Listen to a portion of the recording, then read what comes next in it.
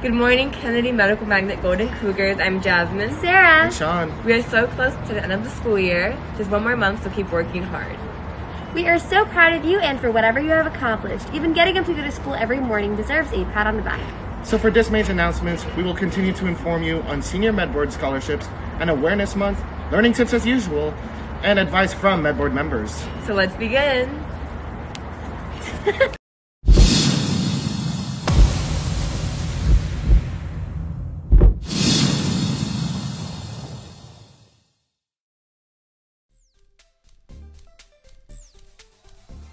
To all students taking their AP exams, you've worked really hard this year, and I know you're going to do well.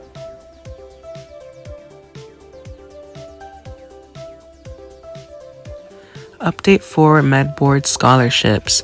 The application is now closed. We will be announcing and awarding scholarship winners on Senior Awards Night. Thank you very much for those who applied.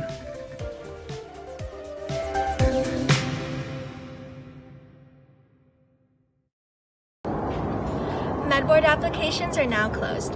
Applicants, please check your emails constantly for interview scheduling sometime this May. Thank you for applying. Thank you to all the homerooms who participated in Spring Showdown. Congrats to Mr. Castro for winning. We look forward to next year's event. Medical Magnet students, the month of May is dedicated to awareness around mental health, which includes our emotional, psychological, and social well-being. We want to take the time to inform you about the stigma around this topic and how important it is to prioritize your mental health. So what is the stigma around mental health? Well, stigma often comes from lack of understanding or fear. Studies have shown that while the public may accept the medical or genetic nature of mental illnesses, many people still have a negative view on those with mental illnesses.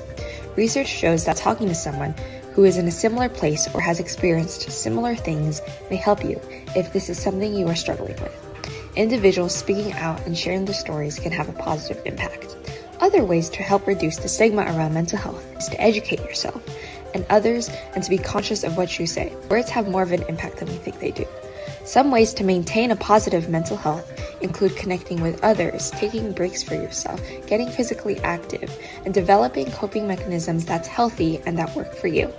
Effective coping skills may include deep breathing exercises, doing things you enjoy, which can be anything related to music, art, physical activity, and more. Thanks for joining us today, and make sure you prioritize your mental health not only during May, but every single day.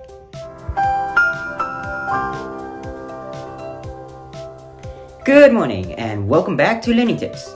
Today we will learn about test taking and more.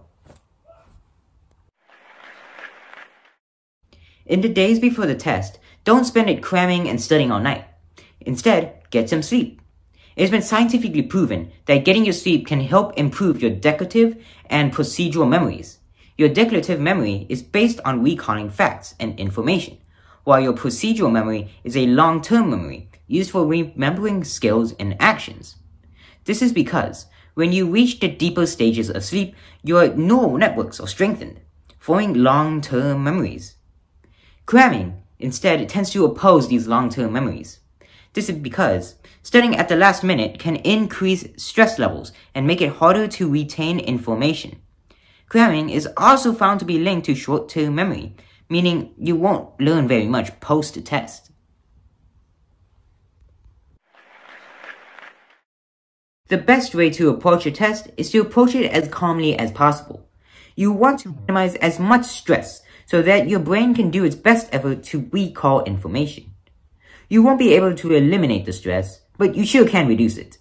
Things that you can do to reduce the stress is by taking calm, collected breaths. You can even close your eyes and familiarize yourself with your surroundings. You can also take a stretch and drink some water beforehand. And don't forget to think positive. Give yourself positive remarks. You are ready. You studied hours for this test. You will ace this test. Be confident. You got this. That is all for today's learning tips. Now on to the next section.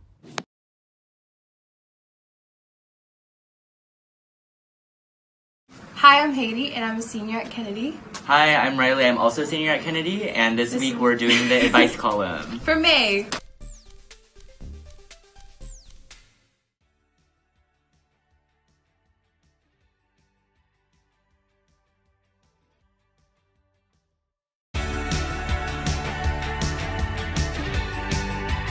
Okay, I'm going to start the first question. It's a school-related question. I'm going to take my first AP class next year. What should I expect? Should I be worried? I'm nervous. I was nervous too. My first AP class was AP Bio, I'm pretty sure. So if you're taking either a science-related AP Bio course or if you're taking maybe history your first time, I wouldn't be that worried. You're going to be fine. Take a deep breath. If you want to ask your teacher what the course is going to be about, I would do that. I remember asking my teachers, and it's just nice to get like an overview of what you're going to be doing.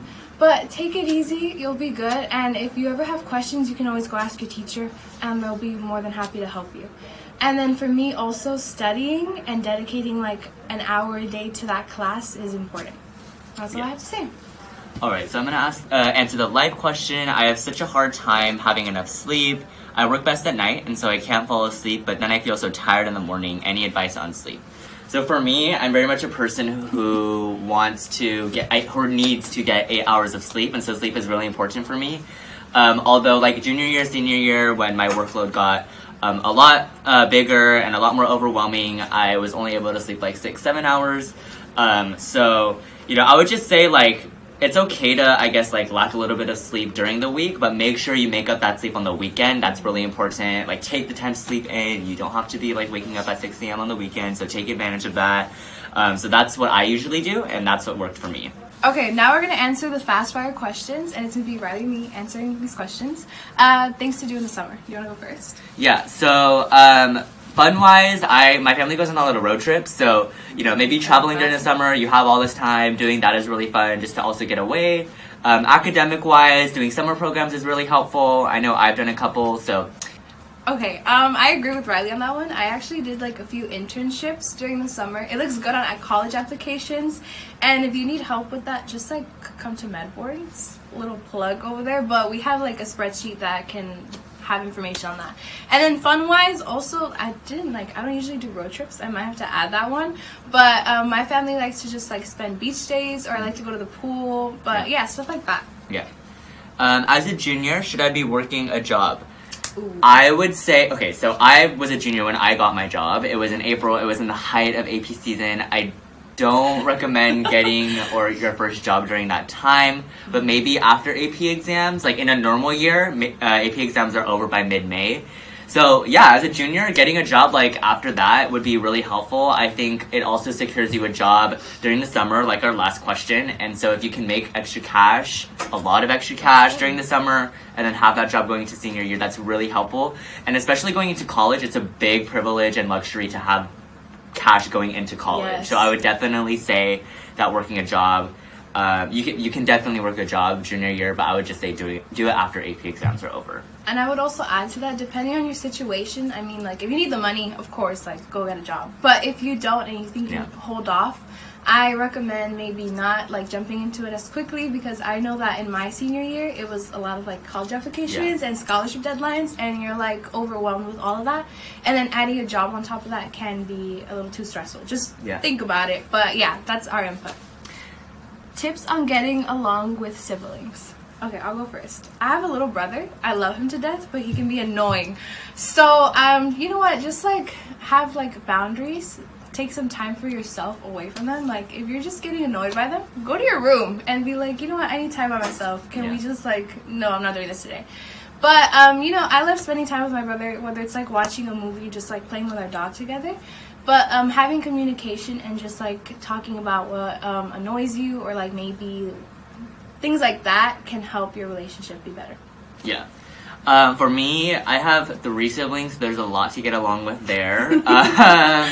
And I definitely say I have my moments with certain siblings over others, and, like, vice versa, too. So, like, you know, I think it also helps that my siblings and I are involved in a lot of, like, activities outside of the house. And so, like, we don't really see each other, we're not, like, confined to each other all the time. And so I think that really helps to just kind of, like, you know, not see each other all the time, because, you know, we're more prone to arguments and, like, disagreements when we're with each other more. Yeah. And so, you know, just kind of, like, I guess, again, the whole idea of boundaries is really important. But then that also brings, you know, it's more special when you guys are all together, like, on the weekends. And so I would say cherish those moments as well. But again, having those boundaries at the same time. Yeah, and if you have like a little sibling, yeah. just remember that they're like younger than you, and just be nice to them. Try to, because sometimes you just want to get on your nerves just to get attention, and you know, you just gotta remember that. But like, love your siblings. Yeah. Okay. Tea or coffee? Coffee. I thought we were gonna say together. Coffee. Coffee. Yes, coffee. Yes. I love, like, I mean, this morning I had like an Americano. As you should. I had a latte. Honestly, I drink like so much coffee every day, so definitely coffee all the way. Coffee all the way. 100%. I think I drink an unhealthy amount of coffee. I don't know. I was talking to Riley about it the other day. It's like 6 cups of coffee a day. Do I regret it? No.